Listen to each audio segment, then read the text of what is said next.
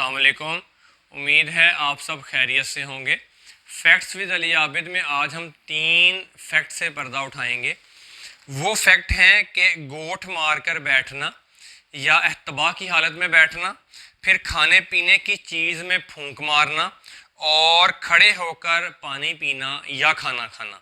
तो सबसे पहला मसला है गोठ मार कर बैठना, यानी कि जब हम घुटने इकट्ठे करके और फिर इस तरह करके हम बैठते हैं।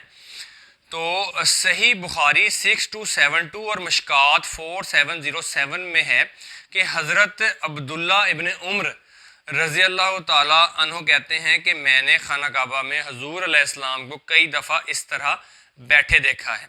लेकिन सुनन अबी दाऊद में 1110 नंबर हदीस और मशकात में 1393 नंबर हदीस है, कोई शख्स खुतबा जुमा में गोठ मार कर ना बैठे, यानी एहतबा की हालत में ना बैठे। हम नॉर्मल जब भी घर में बैठे हैं, हम किसी मजलिस में बैठे हैं, हम कहीं भी बैठे तो हम गोठ मार कर बैठ सकते हैं। लेकिन जब हम जुमे के खुतबे में बैठेंगे तो खसूसन इस बारे में मना फरमाया गया कि हमने गोठ मार कर नहीं बैठना। फिर खाने पीने की चीज़ों में फूंक मारना।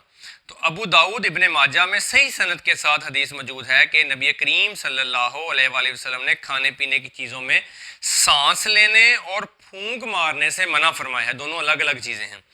लिहाजा अगर हम दम भी करवाते हैं तो उस दम करवाने में अक्सर ये होता है कि मौलवी हजरात दम करते हैं और पानी के गिलास के अंदर या बर्तन के अंदर फूंक मार देते हैं। तो हम फूंक नहीं मारेंगे। हम अगर दम करवाना भी है तो उस गिलास को दूर ही रहने देंगे, हम उसको दूर से फूंक मार देंगे। कलाम का असर ज़रूरी नहीं है कि आपकी हवा मुंह के अंदर तक जानी चाहिए तो कलाम का असर होगा, कलाम का असर दूर से भी होता है। जामिया तिरमिज़ी में हदीस मौजूद है कि नबी करीम सल्लल्लाहु अलैहि वसल्लम ने फरमाया कि जब बर्तन से पानी पियो तो सांस लेने के लिए बर्तन को एक साइड पर करो, यानी ऐसे हम पानी पिएंगे, पानी पीने के बाद जब हमने सांस लेना है तो ऐसे लेना है, इसके अंदर सांस नहीं लेना। ठीक है, अक्सर ऐसे पानी पिया, ऐसे करके सांस मार दिया अंदर, फिर सांस ले लिया, फिर नहीं, ऐसे पानी पिएंगे, साइड पे करेंगे, फिर पानी पिएंगे। तो एक सहाबी ने यह भी पूछ लिया कि अगर अंदर तिनका आ जाए तो आपने फरमाया कि फिर उस तिनके को निकाल के बाहर फेंक दो, उसमें फिर सांस लेने की क्या ज़रूरत है। यानी आप पानी पी रहे हैं, तिनका आया, उस तिनके को हाथ से निकाल के बाहर फेंक दें। अब इसमें एक बहुत बड़ा मसला हमारा एक और हल हो गया जो हमारे अमूमन घरों में होता है कि हमारी औरतें क्या करती हैं, घर में खाने पीने की शय जैसे दूध हो गया या शोरबा हो गया, सालन, तो उसमें जब मलाई या तरी आ जाती है तो उसको फूंक मारते हैं कि वो मलाई साइड पे हो जाए या तरी साइड पे हो जाए और बाकी दूध या शोरबा फिर हम डाल लें।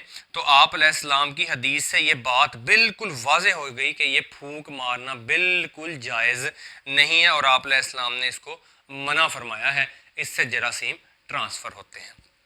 तो अब कोई शख्स इसमें से ये ना निकाल ले मैं जी ऐसी फूंक मारूंगा कि उस फूंक से जरासीम नहीं जाएंगे या थूक नहीं जाएगी या थूक के ज़रात नहीं जाएंगे, मैं बड़ी ज़बरदस्त फूंक मारता हूँ। आप अलैहिस्सलाम ने जब मना फरमा दिया तो मना फरमा दिया, इसके बाद कोई उज़र नहीं है। आपके फतवे से बढ़ के दुनिया की कोई चीज़ नहीं है। और लास्ट है खड़े होकर पानी पीना या खाना खाना। तो सही बुखारी में 4269 नंबर हदीस मौजूद है कि हज़रत अली उल मुर्तज़ा रज़ी अल्लाह ताला अन्हो नमाज ज़ोहर अदा करने के बाद कूफा के चबूतरे के ऊपर बैठ गए हत्ता कि नमाज असर का वक्त हुआ। जोहर की नमाज के वक्त बैठे और असर का वक्त हो गया तो पानी लाया गया आप रज़ी अल्लाह ताला अन्हो के लिए। आपने पानी पिया, चेहरा और हाथ धोए, सर और दोनों पाँव भी धोए और फिर खड़े हुए। अब यहाँ पे स्पेशल खड़े हुए, खड़े होने के बाद जो बचा हुआ पानी था वो पानी खड़े होके पिया, बैठ के नहीं पिया। वो खड़े हुए हैं ख़ास तौर पर और फिर खड़े होकर पानी पिया है और फरमाया कि लोग खड़े होकर पानी पीना नापसंद करते हैं, जबकि नबी करीम सल्लल्लाहु अलैहि वसल्लम ने इसी तरह किया जिस तरह मैंने किया, यानी जैसे मैं तुम्हें करके दिखा रहा हूँ आपने भी ऐसे किया। अब इसमें कुछ लोग एक नई चीज़ शामिल कर देते हैं, वो कह देते थे वो वज़ू का पानी था ना इसलिए हज़रत अली ने वज़ू का पानी पी के दिखाया था। आपने पानी पी के दिखाया था, आपने उसमें अल्फाज पूरी हदीस में कहीं मौजूद नहीं है कि मैं ये जो वज़ू का पानी पी रहा हूँ तो आप अलैहिस्सलाम भी वज़ू का पानी पिया करते थे इसलिए मैं खड़ा होकर पी रहा हूँ। आपने बोला पानी खड़ा होकर पीना।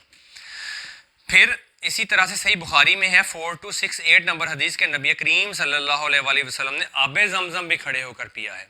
अब ये दूसरी एक हमें इसके लिए एक ठोस सबूत मिल गया। फिर जामिया तिरमिज़ी और अबू दाऊद में है कि एक सहाबी कहते हैं कि नबी अलैहिस्सलाम मेरे घर तशरीफ़ लाए, آپ علیہ السلام نے لٹکے ہوئے مشکیزے سے، وہ مشکیزے دیواروں کے ساتھ لٹکائے ہوتے تھے، اسے کھڑے ہو کر یعنی اس کے منہ سے ایسے کھڑے ہو کر پانی پیا، اور اس حصے کو جہاں سے آپ علیہ السلام نے اپنے ہونٹ مبارک لگائے تھے ان صحابی نے فرط محبت میں وہ کاٹ لیا اور کاٹ کے تبرک کے طور پر اپنے پاس رکھ لیا۔ لیکن اس حدیث سے ہمیں ایک اور ثبوت مل گیا کہ کھڑے ہو کر پانی آپ علیہ السلام نے یہاں بھی پیا ہے۔ پھر اس طرح جامعہ ترمذی اور ابو داؤد میں حدیث موجود ہے کہ نبی علیہ السلام کے زمانے میں عبداللہ بن عمر رضی اللہ تعالیٰ عنہ کہتے ہیں کہ ہم چلتے پھرتے اور کھڑے ہو کر کھانا بھی کھا لیتے تھے اور پانی بھی پی لیتے تھے۔ اب یہاں پہ دو چیزیں کلیئر ہو گئیں، ایک تو کھڑے بھی ہونا اور ایک پھر چلنا پھرنا، جس طرح شادیوں میں ہوتا ہے کھانا کھایا ایسے چلتے پھرتے کھا لیا، وہ کہتے ہیں جی حرام ہے، نہیں۔ تو عبداللہ ابن عمر ایک بہت جلیل القدر صحابی حضرت عمر فاروق رضی اللہ تعالیٰ عنہ کے بیٹے، وہ کہتے ہیں ہم چلتے پھرتے کھڑے ہو کر پانی بھی پیتے تھے، کھانا بھی کھاتے تھے۔ جامعہ ترمذی میں ہے کہ نبی صلی اللہ علیہ وآلہ وسلم کے زمانے میں ایک صحابی نے کہا کہ میں نے دیکھا رسول اللہ صلی اللہ علیہ وآلہ وسلم کھڑے ہو کر اور بیٹھ کر دونوں حالتوں میں پانی پیتے تھے۔ اور جو صحیح مسلم کی دو احادیث اکثر لوگ بیان کرتے ہیں نا کہ کھڑے ہو کر پانی نہیں پینا، اور اگر کسی نے پانی پی لیا ہے تو پھر وہ کیا کرے، وہ کیا کرنا افضل ہے، یہ حدیث منسوخ ہے۔ کیونکہ آپ یہ دیکھو کہ جب بھی کوئی دین کوئی شریعت آتی ہے وہ نبی نافذ کرتا ہے، اور حضرت علی رضی اللہ تعالیٰ عنہ نے کوفے کے چبوترے پہ بیٹھ کر یہ سارے معاملات کیے اور پھر کھڑے ہو کر پانی پی کر دکھایا۔ وہ یہی چیز ثابت کرنا تھی کہ دیکھو اگر شریعت بدلی ہوتی تو پھر وہ آپ علیہ السلام کے بعد یہ کام نہ کرتے۔ پھر عبداللہ ابن عمر کہتے ہیں ہم تو اللہ کے نبی کے سامنے یہ کیا کرتے تھے۔